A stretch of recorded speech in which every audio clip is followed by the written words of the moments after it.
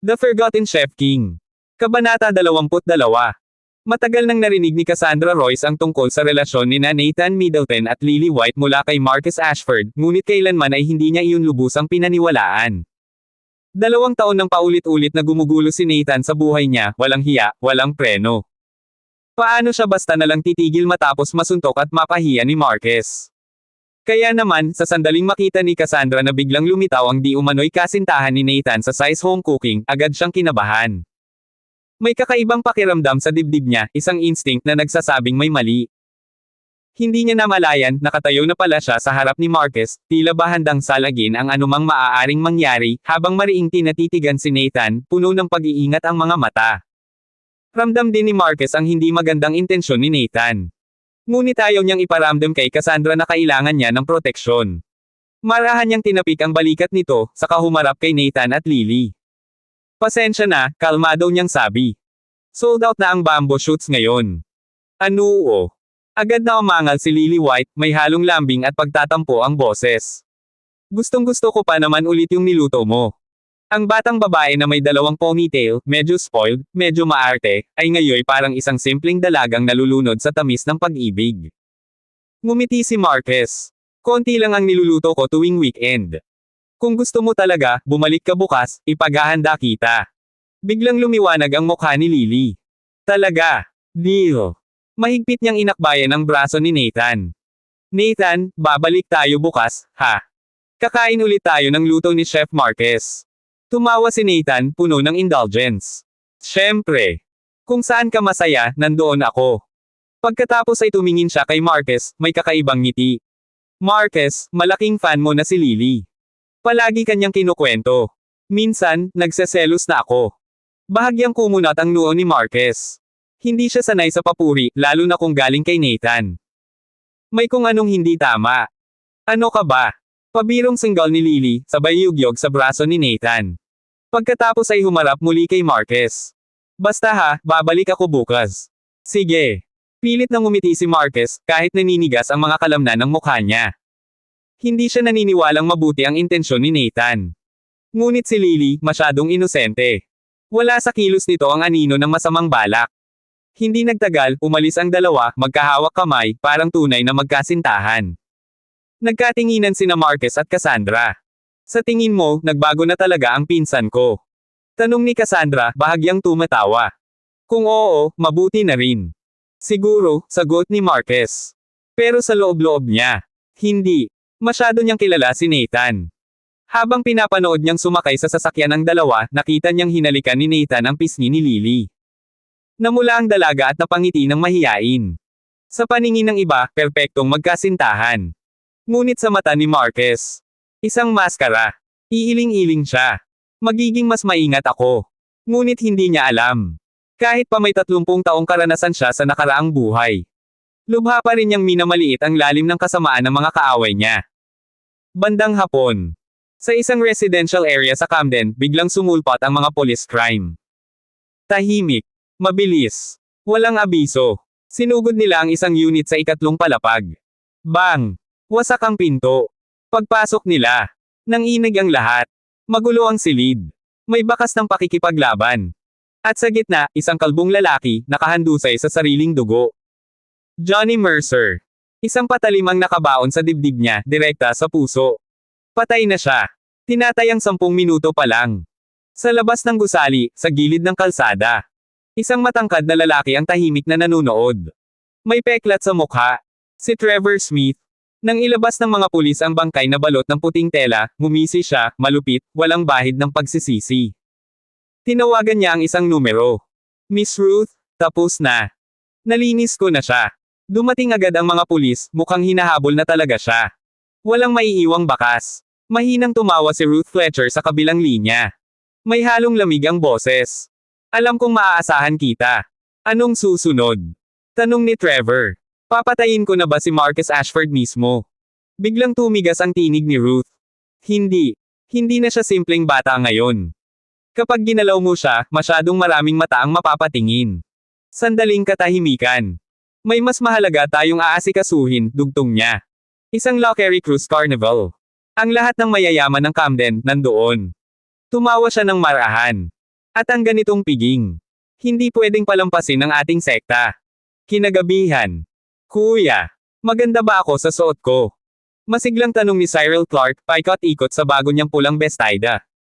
Maganda ka kahit ano pa ang suot mo, singit ni Edwin Harper, nakangiti.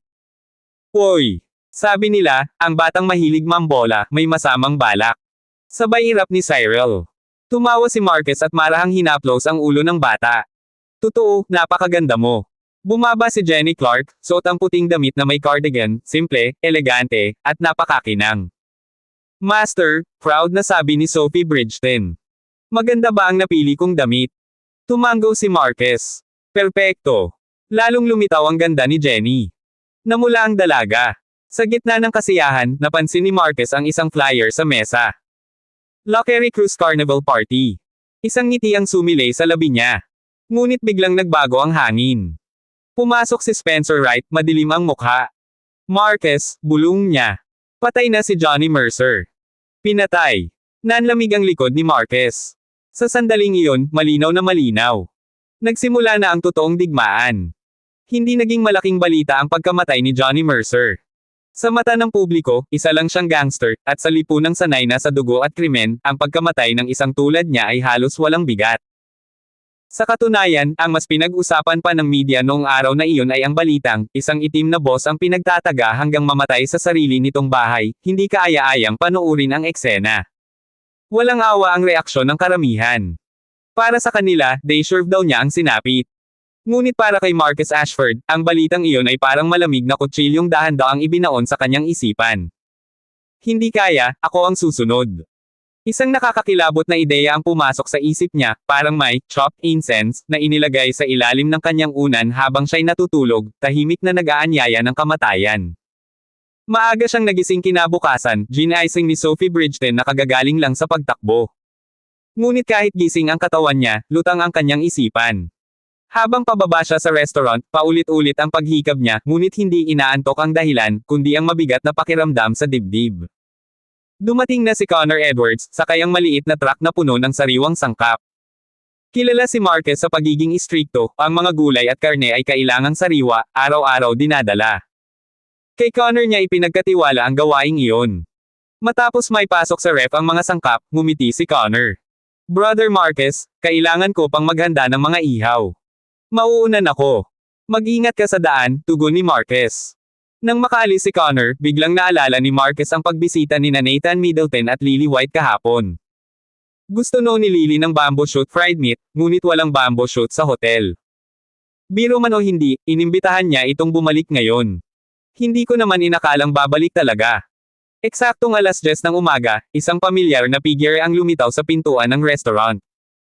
Marquez, nandito na ko para kainin ang bamboo shoot fried meat mo. Masiglang bati ni Lily White, may dalang maliwanag na ngiti. Napangiti si Marquez, ngunit hindi niya napigil ang silipin ang likuran nito. Hindi kasama si Nathan. May inaasikaso raw siya bigla, sagot ni Lily habang papalapit. Pero huwag kang uurong ha. Pangako mo yun. Hindi naman, mahinang tawa ni Marquez. Talagang foodie ang babaeng to. Sa totoo lang, wala siyang masamang impresyon kay Lily. Sa halip, naaawa pa siya. Alam niyang hindi totoong kasintahan ang turing ni Nathan dito, malinaw na ginagamit lang ito para sa isang hindi masabi-sabing layunin. Umupo ka muna, sabi niya.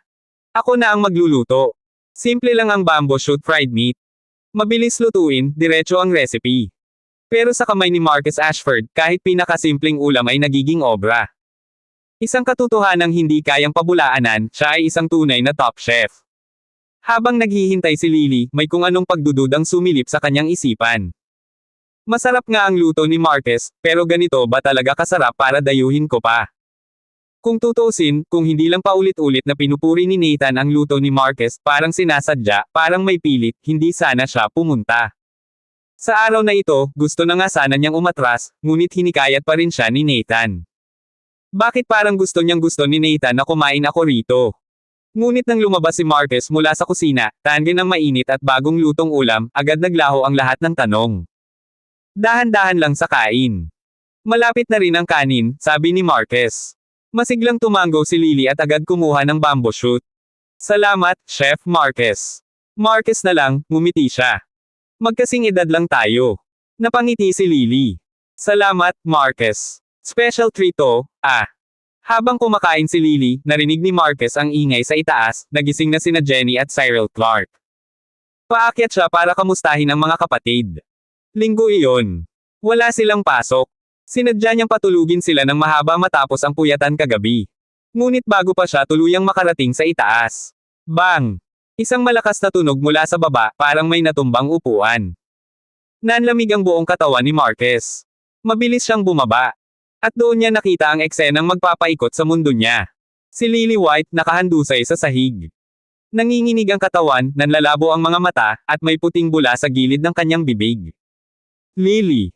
Sigaw ni Marcus habang lumuluhod sa tabi niya. Lily! Anong nangyayari? Walang sagot. Sumunod si Jenny, at napahawak sa bibig sa gulat. Kuya, ano to? Tumawag ka ng ambulansya. Ngayon na. Sigaw ni Marcus. Nang suriin niya si Lily, walang palso. Walang hininga. Walang pag-aalinlangan, pinisil niya ang dibdib nito, sunod-sunod. Pagkatapos, yumuko siya at nagsagawa ng artificial respiration. Dumating si Sophie at napasigaw. Master! Bakit parang? Masama ang tingin ni Marcus. Artificial respiration to. Huminga ka sa bibig niya, bilis. Namumutla ngunit kumilos agad si Sophie. Ito ang unang beses ko. Hindi mahalaga yon. Iligtas mo siya. Matapos ang ilang sandaling parang walang katapusan, bahagyang bumalik ang kulay ng mukha ni Lily. Mahina, ngunit naroon na ang palso. Napaupo si Sophie sa pagod. Ilang minuto pa, dumating ang ambulansya. Phosphine poisoning. Isang lason mula sa pesticidio. Walang tiyak na lunas, tanging paglilinis ng sikmura at paghihintay. Sa labas ng ICU, unti-unting humupa ang kaba ni Marcus, at pinalitan ito ng galit at linaw ng isip. Hindi aksidente ito. Malinis ang kusina. Sariwa ang sangkap. May nagplano nito. Isang pangalan ang pumasok sa isip niya. Nathan Middleton. At parang tinawag ng kapalaran, dumating si Nathan, iyak, sugatan ang tuhod, gumuho ang dignidad. Lily. Lily. Anong ginawa mo sa kanya? Isang perpektong eksena. Isang huwad na pag-ibig. Ngunit nang ituro niya si Marcus at sumigaw. Ikaw. Ikaw ang may gawa nito. Nilason mo siya sa restaurant mo. Tahimik na tumingin si Marcus. At malamig na nagsalita. Mr. Middleton, noong tinawagan kita, sinabi ko lang na na-hospital si Lily. Hindi ko binanggit kung siya'y nalason. Paano mo nalaman na pagkain ang dahilan? Mula nang dumating siya sa ospital, walang tigil si Nathan Middleton sa pagpapakita ng pag-aalala, paan ng lungkot, pagkabahala, at halos titrickle na sakit ng loob. Para siyang bidang lalaki sa isang sikat na teleserye, desperado, baliw sa pag-ibig, at handang gawin ang lahat para sa babaeng mahal niya. At ayon sa plano niya, perpekto ang lahat. Sa isip ni Nathan, wala siyang naging pagkukulang. Bawat galaw, bawat salita, lahat ay eksaktong-eksakto. Kaya nang marinig niya ang sinabi ni Marcus Ashford, bigla siyang napatigil. Nanigas. Dahil malinaw na malinaw sa kanya ang isang bagay. Hindi kailanman sinabi ni Marcus kung bakit na-hospital si Lily White. Ang sinabi lang sa kanya sa tawag ay na-hospital si Lily. Walang banggit ng lason. Walang binanggit na pagkain. Walang detalye. Kung ganun, paano niya nalaman? Napansin din ni na Edwin Harper at Cassandra Royce ang kakaibang reaksyon ni Nathan. Sabay-sabay nilang tinitigan ang lalaki, may halong pagtataka at pagdududa. Ito kasi, nauutol na sabi ni Nathan, halatang nagugulat sa sarili niyang pagkakamali. Sa hula ko lang. Habang mas pinipilit niyang magpaliwanag ang sarili, lalo lang siyang lumulubog. Nalaman ko kasing kakain si Lily sa restaurant ni Marcus kaninang umaga, pagmamadali niyang paliwanag, halatang balisa. Malusog siya, wala siyang sakit, at noong nakita ko siya kanina sa kwarto, hindi naman siya mukhang naaksidente. Kaya naisip ko, baka food poisoning. Hindi kumbinsido sina Cassandra at Edwin. At sa sandaling iyon, 100% ng sigurado si Marcus Ashford. Planado ang lahat. Ang pagkalaso ni Lily White ay gawa ni Nathan Middleton. At unti-unti, malinaw na sa isip ni Marcus ang buong balak.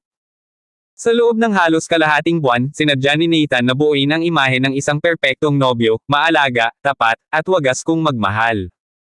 Palagi niyang ipinapakita ang lambingan nila ni Lily sa harap ni Cassie, hindi para mapasa kanya ito, kundi para baguhin ang tingin nito sa kanya. Hindi pagmamahal ang pakay, kundi awa. Ito ang unang hakbang ng plano. Ang ikalawa, isakripisyo si Lily White. Hindi alam ni Marquez kung paano niya ginawa, ngunit malinaw ang resulta, kumain si Lily sa restaurant niya, at nalason. Sa mata ng lahat, hindi makakatakas sa responsibilidad si Marquez. Samantala, si Nathan, gaganap bilang sugatang nobyo, umiiyak, nag-aalala, handang isakripisyo ang sarili. Isang imahe na kayang galawin ang damdamin ng kahit sinong babae. Hindi niya kailangang mahalin siya ni Cassie. Sapat na ang mawala ang galit nito sa kanya. At kapag tuluyang nagsara ang restaurant ni Marquez, kapag nadungisan ang pangalan nito. Ano pa ang lakas ng loob niya para lapitan ang dalaga? Isang plano. Dalawang tinamaan. Isang taong itinuring na gamit. Para kay Nathan, mas mabuti pang mamatay si Lily, mas magiging perpekto ang plano. Anong klaseng utak ang kayang mag-isip ng ganito?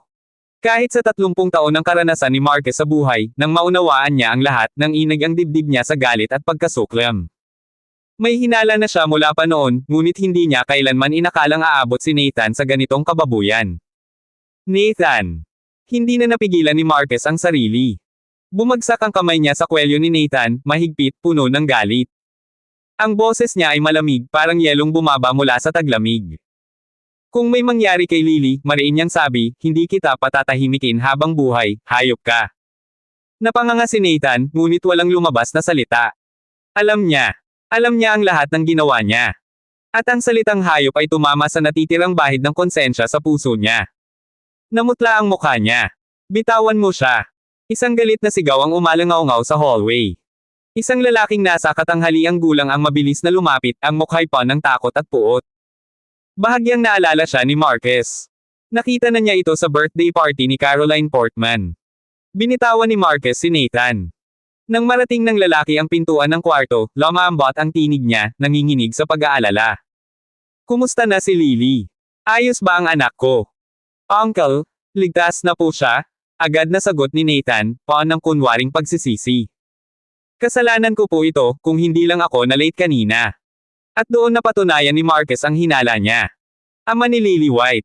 Nang makita ng lalaki ang anak na walang malay sa kama, nang inag ang malakas niyang katawan. Pagkatapos, dahan-dahan siyang lumingon kay Marquez, at ang tingin niya ay parang kutsilyong handang pumatay.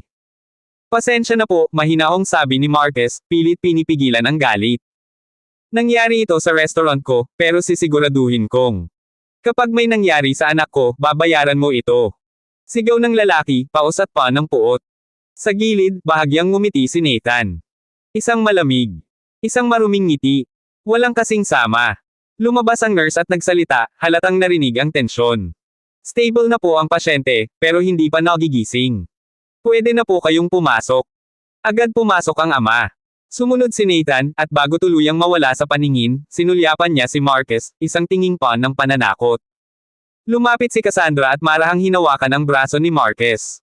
Kahit ano pa ang mangyari, mahina niyang sabi, naniniwala ako sayo. Hindi kita iiwan.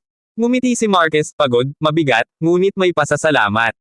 Napakaraming nangyari mula sa birthday feast ni Caroline Portman.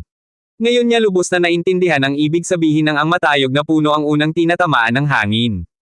At hindi pa doon natapos ang bangungot. Tumawag si Spencer Wright. May phosphasin ang bamboo shoots. Hindi aksidente. Sinadya. At ang restaurant. Isinara na ng health department. Nang makarating si Marquez sa Si's home cooking, nadatnan niya ang tatlo, nakaupo sa labas, luhaan, talunan. At sa sandaling umiyak si Cyril. Sumabog ang galit sa puso ni Marquez. Akala ba nila, isa lang siyang kusinero? Kuya, magiging mahirap ba ulit ang buhay natin? Habang naglalakad sa gilid ng kalsada, marahang tumangala si Cyril Clark at tinanong si Marquez Ashford sa isang malamyos ngunit nanginginig na tinig. Mapula at bahagyang namamaga pa ang kanyang mga mata, halatang kakaiyak lang. Tahimik na sumusunod si Sophie Bridgeton sa likuran. Nang marinig niya ang tanong ni Cyril, kapwa siya at si Marquez ay napatahimik. Bago muling mabuhay si Marquez, sinubukan na ng dating siya na alagaan sina Jenny Clark at Cyril Clark pero sa panahong iyon, halos wala silang makain. Hindi lang mahirap ang buhay noon. Malupit. Bagamat malaki na ang ipinagbago ng kanilang kalagayan matapos ang muling pagkabuhay ni Marquez, malinaw na ang mga alaala ng kahirapan ay hindi kailanman nawala sa puso ni na Jenny at Cyril. Marahang hinaplos ni Marquez ang ulo ng bata, may halong lamang at determinasyon sa kanyang ngiti. Bakit mo nasabi yan, Cyril? Mahinahon niyang sabi. Habang nandito ang kuya, hinding-hindi na kayo babalik sa dati niyong hirap. Talaga. Nag-aalinlangang tanong ni Cyril, nakakunot ang noo. Pero, pinalayas tayo ng isang malaking masamang tao. Sa TV, kapag ganito ang nangyari sa bida, palaging miserable ang ending. Napasinghap si Marcus, bahagyang napawisan, at lumingon kay Sophie. Pakisabihan niyo si Jenny, bawasan niyo ang panonood niya ng mga kung ano-anong drama.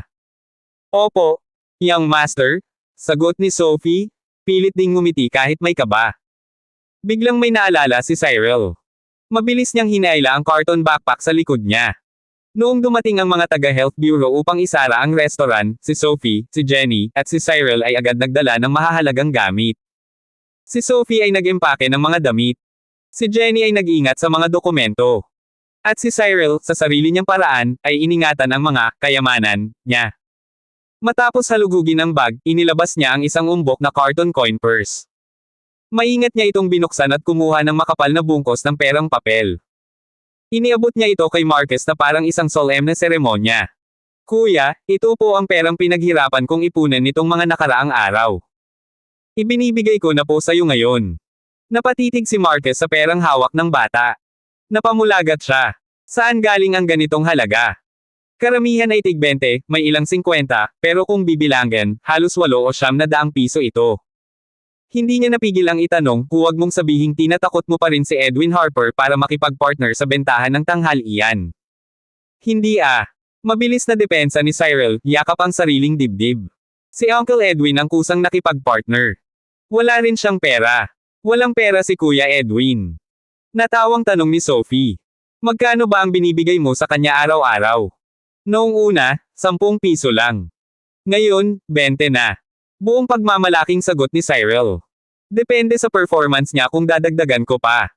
Nagkatinginan sina Marcus at Sophie, parehong walang masabi. Kung si Edwin Harper ay talagang gipit, hinding-hindi siya matitinag ng 10 o 20. Malinaw na pinagbibigyan lang niya si Cyril. Kuya, tanggapin mo na ang pera. Ibabalik mo na lang sa akin kapag nakaangat na tayo ulit, ha? Seryosong sabi ng bata, iniiling-iling pa ang bungkos ng pera na parang isang maliit na negosyante. Wala nang nagawa si Marcus kundi tanggapin ito. Habang binibilang niya ang pera, may naalala siya at biglang lumingon kay Sophie. Sophie, nasaan na yung hotel? Dahil sarado ang restaurant, pansamantala silang kailangang manatili sa hotel, isang bagay na buong loob na inako ni Sophie. Bago pa man siya dumating sa Camden, matagal na siyang naninirahan sa mga hotel. Ngumiti si Sophie at itinuro ang gusali sa harapan. Nandito na po tayo. Dito kami dating nanirahan ng lolo ko. Isang napakataas at marangyang gusali ang bumungad sa kanila, nakatayo sa gitna ng business district. Sa pader nito ay malinaw na nakapaskil ang 7 salitang. The Paramount Palace. Isang sulyap pa lang, halatang pangmayaman. Sa loob-loob ni Marcus. Talaga bang kayang tumira ni Sophie sa ordinaryong hotel? At paano niya natiis ang maliit at masikip na silid sa size home cooking noon? Wow! Sa harap ng hotel, halos mapunit ang leeg ni Cyril sa kakatingala sa pinakataas na palapag. Nanlaki ang kanyang mga mata. Maya-maya, iniabot niya ang munting kamay kay Marcus. Kuya, hindi naman pala tayo mahirap. Pwede mo na bang ibalik yung pera ko? Napakabilis ng reaksyon ng batang ito. Matapos mag-check-in si Sophie, sabay-sabay silang kumain. Pagkatapos nito, iniwan ni Marcus sina Jenny at Cyril sa pangangalaga ni Sophie, may kailangan siyang asikasuhin. Nagkita sina Marcus Ashford at Connor Edwards sa isang maliit na parke malapit sa size home cooking. Marcus. Halatang balisa si Connor. Narinig ko ang tungkol sa pagsasara ng restaurant. Totoo bang may namatay matapos kumain kaninang umaga? Hindi pa patay, pero nasa koma, seryosong sagot ni Marcus. Nalasan siya matapos kumain ng bamboo shoots. May sobrang phosphine. Phosphine. Gulat na gulat si Connor. May ilang pesticide na may ganyang sangkap, pero imposible yan. Sa palengke ako bumibili, may inspection doon. At saka, hindi naman inisprayan ng pesticide ang bamboo shoots. Ngumisi si Marcus, malamig ang mga mata. Mukhang hindi alam ng nag-frame sa akin kung paano tumutubo ang bamboo shoots. Halatang pamalya ang tauhan ni Nathan Middleton. May idea ka ba kung sino ang gumawa nito? Tanong ni Connor. Malapit na. Tumalim ang tinig ni Marcus. Pero tanong ko muna, may humawak ba sa pagkain habang dinadala mo ito kanina? Napaisip si Connor, saka biglang namutla. Meron. May lalaking hamarang sakin sa daan, nagtatanong ng direksyon. May hawak siyang mapa. Katabi ko siya habang nakasakay ako sa tricycle, kung may ginawa siya noon, hindi ko mapapansin. Kuminang ang mga mata ni Marquez. Naalala mo ba ang itsura niya? Oo.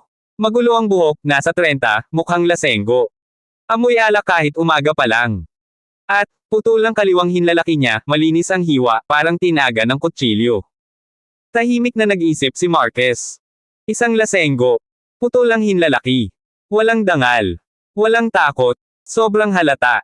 Malaking tulong yan, Connor. Salamat. Bumalik ka na sa trabaho, ako na ang bahala rito. Bago umalis si Marquez, nagtanong si Connor. Hindi mo ba ako pinaghihinalaan? Ngumiti si Marquez. Hindi. Tiwala ako sa sarili kong paghuhusga. Pag-alis niya sa parke, agad niyang tinawagan si Jerry Hayes. Kakakonek pa lang ng linya, narinig na niya ang pamilyar na boses. Marcus Ashford. Narinig kong sinara ang restaurant mo, ang galing mo talaga. Napailing si Marquez. Sa gitna ng mabigat na sitwasyon, biglang nawala ang tensyon. Jerry, may ipapahanap ako sayo. Inilarawan niya ang lalaki, hanggang sa putol na hinlalaki. Gangster yan, sigurado. Tulungan mo akong hanapin. Madali. Malakas na sagot ni Jerry. 5 minuto lang yan. Kung sino man ang naglakas loob na galawin ka, siguradong magsisisi. Jerry.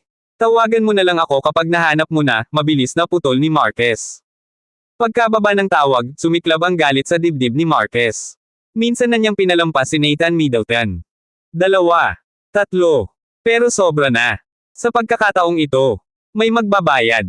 Pagkatapos tapusin ang tawag kay Jerry Hayes, tahimik na naglakad si Marcus Ashford pabalik sa hotel. Sa hindi inaasahan, napadaan siya sa Size Home Cooking. Hapon na noon. May ilang taong nagkakatipon sa labas ng restaurant, mga bulungan, mga matang puno ng pagdududa. Kumalat na sa ospital ang balita tungkol sa di umano'y food poisoning na nangyari rito, at malinaw na nakaabot na iyon hanggang sa kalye. Alam ni Marquez na kapag hamupa man ang isyong ito, siguradong may bakas na maiiwan, maaapektuhan ang negosyo, kahit paano. Isang mapait na ngiti ang sumilay sa kanyang labi. Sa bawat hakbang ng kanyang buhay, tila laging may kasamang pagsubok. Matagal na niyang nakasanayan iyon. Kaya sa halip na panghinaan ng loob, bahagya lamang siyang napabuntong hininga, umiling, at nagpatuloy sa paglalakad patungo sa hotel. Hindi niya napansin. Sa isang pulang sasakyang nakaparada sa gilid ng kalsada, may isang pares na matang tahimik na nakamasid sa kanya. Isang napakagandang babae ang nakaupo sa driver's seat. Pinagmamasdan niya ang ekspresyon ni Marquez, ang buntong hininga, ang mapait ngunit kalmadong ngiti. Bahagyang nagulat siya. Ang isang taong nasa ganitong sitwasyon ay dapat balisa, galit, o desperado, ngunit si Marquez. Para bang wala siyang pasan sa dibdib. Para bang hindi niya hinayaan ang mundo na durugan siya. Bahagyang ngumiti ang babae. Si Ruth Fletcher. Talagang, kawili-wiling tao, bulong niya sa sarili.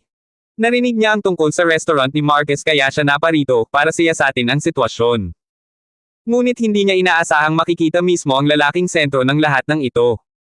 At sa sandaling iyon, mas lalo lamang siyang naging interesado. Bahagya niyang inilabas ang dila at marahang dinilaan ang kanyang labi, tila isang mandaragit na nakakita ng bihirang pagkain. Gabi na nang makarating si Marquez sa hotel. Habang nasa daan, sinubukan niyang tawagan si Spencer Wright, ngunit naka-off ang telepono nito. Mula pa kaninang umaga, wala itong paramdam. Gayunman, malinaw kay Marquez kung bakit. Kung hindi dahil kay Spencer, matagal na sana siyang dinampot ng pulis. At dahil sa kakayahan nitong pigilan ang ganoong klaseng pangyayari, mas lalong tumitibay ang hinala ni Marquez tungkol sa tunay na identity ng taong iyon. Kuya, bumalik ka na. Sa lobby ng hotel, sinalubong siya ni Jenny Clark. Halatang matagal na itong naghihintay. Suot niya ang mga damit na binili ni Sophie Bridgeton ilang araw ang nakalipas, simpleng ngunit elegante. Kapansin-pansin ang kanyang payat na pangangatawan at maamong anyo. Napangiti si Marquez. Talagang napakaganda ng kapatid ko, kapag lumaki pa ito, baka makapaminsalan na ng bayan, biro niya sa isip. Kamusta sina Sophie at si Sai? Tanong niya habang papalapit. Nasa restaurant. Dumating din si Uncle Edwin, mahinahong sagot ni Jenny. Katulad ng kanyang pangalan, palagi siyang tahimik. Hindi siya nagreklamo, hindi rin nagalit. Ngunit hindi ibig sabihin noon ay wala siyang pakialam. Habang naglalakad sila, marahan niyang tinanong, Kuya, mahirap ba talaga? Napangiti si Marquez at marahang hinaplos ang ulo nito. Huwag kang mag-alala. Kung may mangyayari man, ako ang sasalo. Tumingin siya diretso sa mga mata ni Jenny. Ano man ang mangyari, hindi na kita hahayaang bumalik sa buhay na iyon. Isang tahimik ngunit masayang ngiti ang lumitaw sa labi ni Jenny. Kuya, basta kasama kita, kahit gaano kahirap, hindi ako natatakot. Saglit na natigilan si Marquez. Saang mundo ako makakahanap ng ganitong kapatid? Sa sandaling iyon, ipinangako niya sa sarili, anuman ang mangyari, bibigyan niya ito ng buhay na hindi kailanman kakapusan. Hindi gaanong matao ang restaurant ng The Paramount Palace. Eleganteng disenyo, banayad na musika, isang lugar na nagsasabing pangmayaman. Bilang isang 5 bituing hotel, natural lamang na mataas ang antas ng kanilang kusina.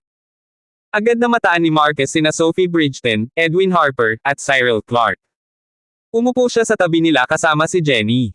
Master, agad na nagsalita si Edwin, hindi maitago ang pagkabalisa. May balita ako. May mga taong sadyang nagpakalat ng isyu tungkol sa food poisoning.